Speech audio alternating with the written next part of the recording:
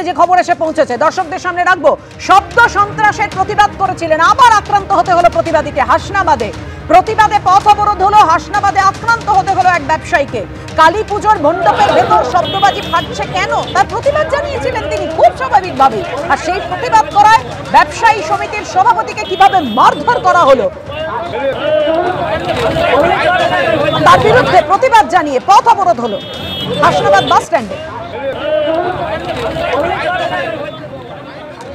ভাস্করদা, আবার একটা ঘটনা, এবার আপনার কি তত্ত্ব? দেখুন, আমি আপনাকে বললাম যে সামাজিক অবক্ষয়ের বিষয়গুলোকে আপনি দলীয় রাজনীতি, একজন ব্যবসায়ী সমিতি সভাপতিকে মারধর করা হচ্ছে, এটাও অসামাজিক অবক্ষয়। শব্দবাজি নিয়ন্ত্রণ করার ক্ষেত্রে না না, সেটা রাজনীতি না, প্রশাসনের ভূমিকা।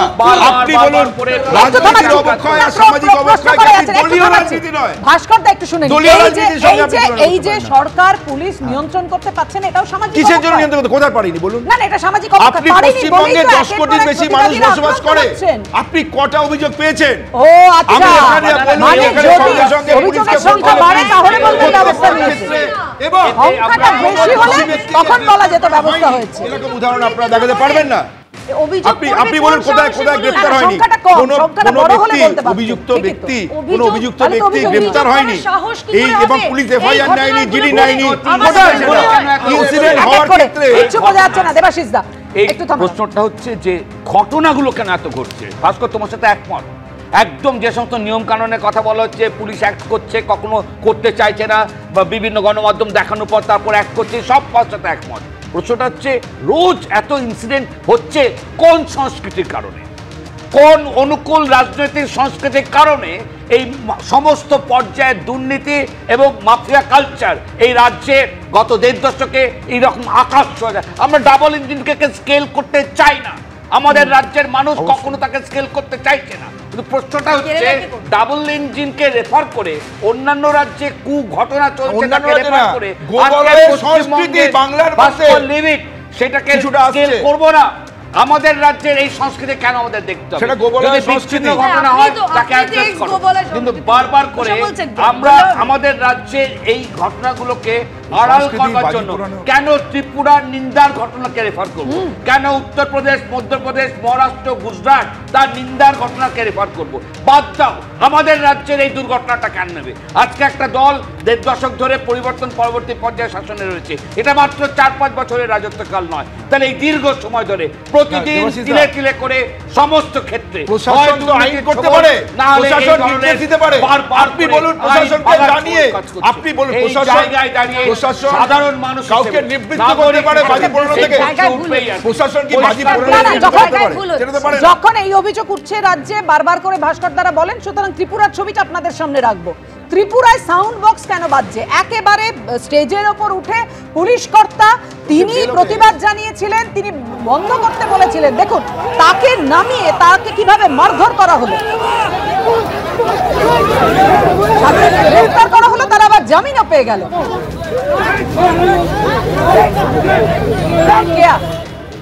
অত্যন্ত লজ্জাজনক, অত্যন্ত নিন্দাজনক, এবং যারা এই পুলিশের গায়ে হাত উঠিয়েছে তারা প্রত্যেকে দুষ্কৃতী। আমি জানি না পাপিয়া, আমি জানি না, সেটা তো আদালত বলবেন।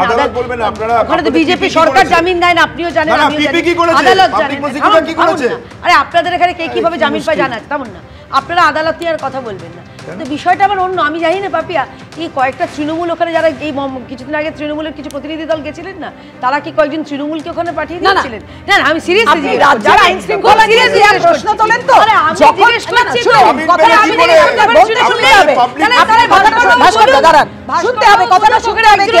বলছেন আপনি বললেন যে আপনি বললেন প্রশাসন জেলে ঢোকায় না, আমি একদম মানলাম, ঠিকই বলছেন, একদম ঠিক কথা বলেছেন।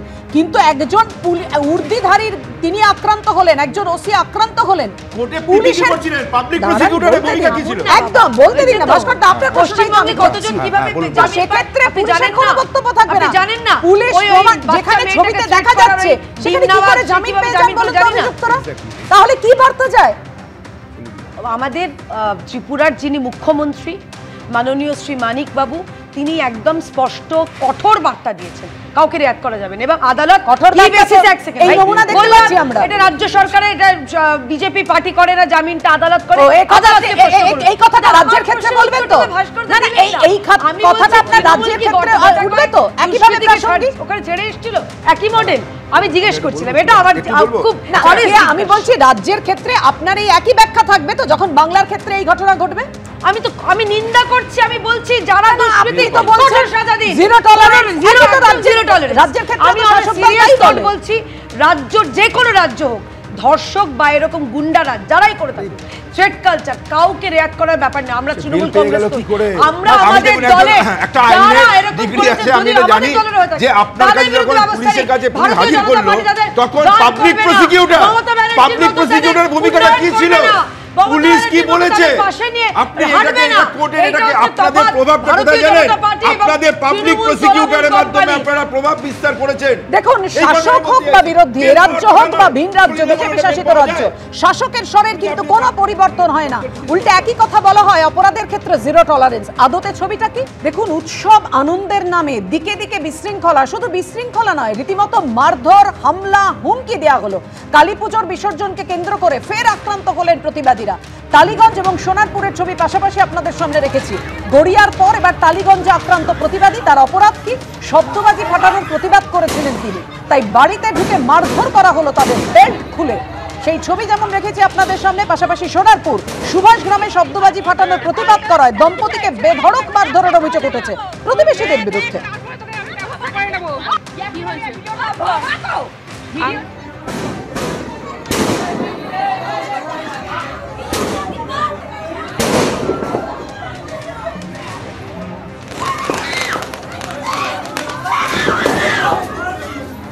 দেখতে পাচ্ছেন সে আত্মচিৎকার, আর কি ভয়ঙ্কর অত্যাচার করা হচ্ছে, ভিডিওতে সেটা স্পষ্ট।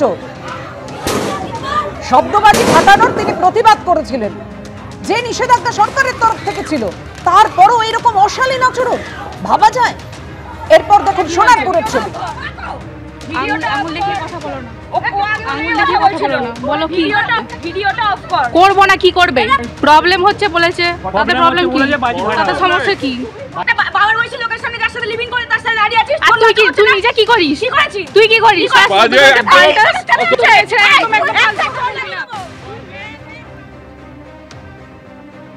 9:30টার সময় এখানে আমার পাড়ার কয়েকজন মিলে বাজি ফেরাচ্ছিল, এবং সেখানে আমাদের একটা ইলেকট্রিক স্কুটির সামনে রাস্তাতে চার্জ হচ্ছিল। তো সেটা সরানোর জন্য আমার হাজব্যান্ড যখন বাইরে বের হয়, তাকে উদ্দেশ্য করে চকলেট বোম তার পায়ের দিকে ছুঁড়ে মারা হয়, এবং পার থেকে যথারীতি রক্তপাত হয়। তারপরে আমি সেটা দেখার পরে আমি আমার ফোনটা নিয়ে রেকর্ড করার জন্য যাই, এবং তারপরে ওরা আমার দিকেও এগিয়ে আসে এবং আমাকে ধরে যথারীতি আমাকে মারধর করে, এবং আমাকে হুমকি দেওয়া হয় যে ও পুলিশের লোক, আমি কোথাও বললে আমাকে আবারও আমার বাড়িতে ছেড়ে ঢুকিয়ে দেওয়া হবে এবং আমাকে ফের মারা হবে। এর জন্য আমি লিখিত দায়ের করেছি, থানায় গিয়েছি, এবং আমি চাইছি এর যথাযথ যাতে আমি তদন্ত চাইছি। পুজোর আগে আমরা চাঁদার নামে জুলুমবাজির ছবিও আপনাদের সামনে তুলে ধরেছিলাম, এবার শব্দবাজি ফাটানোর প্রতিবাদ করায় কিভাবে মার জুটলো আপনারা দেখলেন। আমি সলিলদার কাছে আসবো। সলিলদা, সোনারপুর থানার কুষ্টিয়া এলাকায় আমাদের মনে আছে এক যুবক, তিনি কেন সাউন্ড বক্স খুলে এনেছিলেন তার জন্য তাকে কুপিয়ে খুন করার অভিযোগ পর্যন্ত উঠেছিল। এই ভয়ঙ্কর, এতটা উদ্ধত্ত, এতটা বেপরোয়া, এতটা স্পর্ধা এদের পাচ্ছে কোথা থেকে? দেখো, নরেন্দ্রপুরের যে ঘটনাটা বলেছিল, এর থেকে খারাপ ঘটনা, বিশ্রী ঘটনা, কুৎসিত ঘটনা আমি দেখিনি। এবং বলছে বাড়িতে কি ঢুকিয়ে দেবে, পুরুষ ঢুকিয়ে দেবে না কি ঢুকিয়ে দেবে। কিছুদিন আগে তুমি দেখো ইয়েতে গড়িয়াতে কি দেখলে, পুলিশ 100 ডাল করে পাচ্ছে না। 100 ডাল করার পরে যখন পুলিশ এলো, বললো আপনারা হাসপাতালে যান। বিদ্যাসাগর হসপিটালে গেল, ওখানে গিয়ে দেখছে যাদের বিরুদ্ধে অভিযোগ তারা দাঁড়িয়ে আছে, বলে আয় করবি তো কর তুই মেডিকেল ট্রিটমেন্ট করে সেইখান থেকে আবার পালাতে গিয়ে আবার তারপরে পুলিশের শরণাপন্ন হয়। তারপরে চিন্তা করতে পারছো যে তুমি সাথে সাথে দেখো দেশেই একটা অরাজকতা চলছে। ত্রিপুরাতে যেভাবে পুলিশ অফিসারদের পিটিয়েছে, কারণ ওই শব্দবাজির জন্য, সাউন্ড মিউজিকের জন্য এবার জামিনও পেয়ে গেছে, এবং বেধড়ক অফিসার ইনচার্জকে পিটিয়েছে। মহারাষ্ট্রে বলো, মধ্যপ্রদেশে বলো, এই রাজ্যে বলো, চারিদিকে যেন একটা কুশাসন, দুর্নীতি, অন্যায়, অবিচার, সমস্ত এক অ্যাব্রাপ্ট চলছে একদম, মানে সীমাহীন ভাবে। আসলে কেউ দেখার নেই, কেউ শাসন করার নেই, কোথাও নেই, খালি রাজনীতি রাজনীতি রাজনীতি। এই রাজনীতি করতে করতে কিন্তু আমাদের দেশটা একদম জলাঞ্জলি যাবে, গয়ঙ্গচ্ছ হয়ে গেছে। আজকে তুমি দেখো একটার পর একটা দেখো মানুষ, রাত্রিবেলায় বৃদ্ধ মানুষরা তারা ঘুমোতে পারে না, অন্যায়ের প্রতিবাদ করতে পারবে না। অন্যায়ের প্রতিবাদ করলে যারা শাসক দলে রয়েছে তাদের এত প্রভাব, এত প্রতিপত্তি যে শাসক দলের হয়ে যারা করেন তাদের সাত খুন। একদম তৃণমূল সংসদ সরকারের উপর ভরসা রাখতে পারছেন না জেনে ভালো লাগছে। কিছু করবে না। আপনি ডবল ইঞ্জিন সরকার সম্পর্কে ভরসা রাখতে পারছেন না এটা জেনে ভালো লাগলো। আপনি মহারাষ্ট্রের কথা বললেন, মধ্যপ্রদেশের কথা বললেন। দেখুন এটা একটা স্থানীয় যে ঘটনাটা, সেই ঘটনাটার সঙ্গে সঙ্গে কিন্তু গ্রেপ্তার হয়েছে। রাজ্যের বাইরে কি? এখানে না, রাজ্যের বাইরে নয়, কিন্তু এখানে আরেকটা জিনিস আপনাদের বলে দিই, পশ্চিমবঙ্গে কিন্তু শব্দবাজির ডেসিবেল যেটা ছিল সেটা কেন্দ্রীয় সরকারের বেশি থাকার ফলে ওটা এখন বাড়িয়ে দেওয়া হয়েছে, বেড়ে গেছে আইনত। হ্যাঁ, না না, পশ্চিমবঙ্গে এটা কম ছিল, এটা 80 ডেসিবেল ছিল সম্ভবত। 300 আবার হয়েছে এখন এবার যেটা ছিল এটা বেড়ে গেছে। কেন্দ্রীয় সরকারের যাত্রা আসছে, বাজি পোড়ানোর যে ব্যাপারটা হচ্ছে সেটা নিয়ে পাড়া। ভাস্কর, আপনাকে একটু বিরত করছি।